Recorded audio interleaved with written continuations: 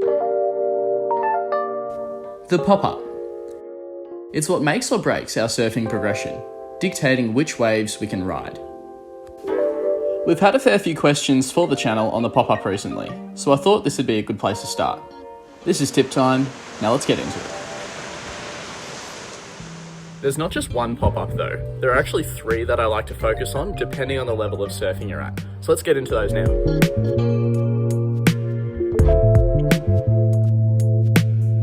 So the first pop-up we use is something I call the spring off the toes pop-up. Now I really like this name because I think it articulates really clearly what we need to do, which is use the toes and spring off them. In terms of the specifics to set up for this pop-up, we need to make sure firstly that our toes are planted into the board. This positioning needs to be prepared for whilst you're paddling, pressing the toes into the board so that they can be used to press off from. If the toes stay flat like this, it becomes much more difficult to spring through at a much more advanced pop-up. Once we've got our toes in the right position, we can then focus on our hands, and where we need the hands to be is right next to our chest. If they're too far forward or too far back, it's really difficult to maintain or generate enough power through the upper body, which we need as a part of our pop-up. So making sure we have our hands right next to our chest is perfect.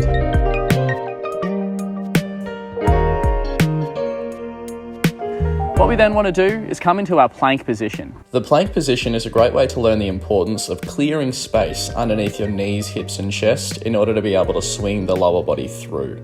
It's not something for the long term, but a great way to start off.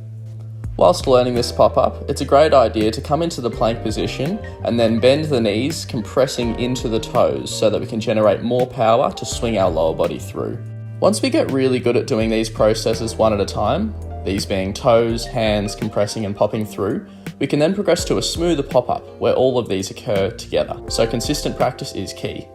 Now this pop-up can be pretty tricky for a couple of reasons. Firstly, we need a fair bit of strength in our lower body and our core to do this, and we need the power through those muscles as well. So that can be a reason why some people struggle with this one. The second reason, as you can probably see, I've got a longboard behind me, and it is crucial that we have a longboard for this pop-up because we need our toes to make contact with the board. If our feet are dangling off the end, like on a shortboard, we can't do this pop-up because we can't maintain that foot contact. The second pop-up that we'll be talking about is going to be the rock climber pop-up. I use this one for a lot of the shortboarders or the people who are struggling a little bit to generate the power through the lower body to bring that right underneath them. What we do for this one is we bring our hands into the same position, but instead of using the toes on the board, we're going to follow a process where we bring our chest up, back foot, front foot, until we stand up.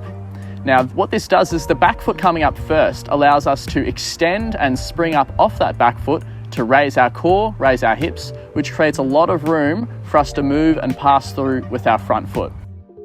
This is crucial and one of the key barriers I see most people making with their pop-up, where they can't get that front foot through because there's not enough space underneath themselves. The other reason I really like this one is because it transitions fantastically through to the quick pop-up, which we'll go through in a second. As we speed up this process, it seamlessly transitions into a very quick, steady pop-up rather than the back foot, front foot, everything coming through at once. Now the last one here is going to be our perfect pop-up, which is where we're not using the feet, we can use it on any board and we get to our feet quickly.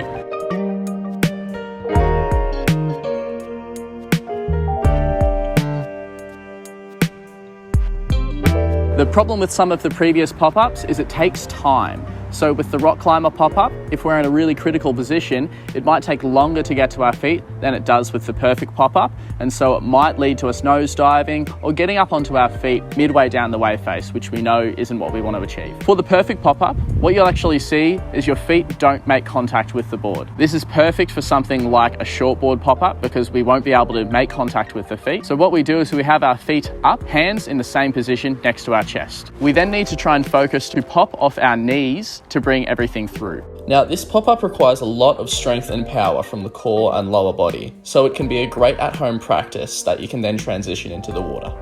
It's often best if a pop-up like this is completed explosively, so I like to think about pushing everything through, including a powerful push through the arms, and then trying to bring the knees underneath the chest as quickly as possible.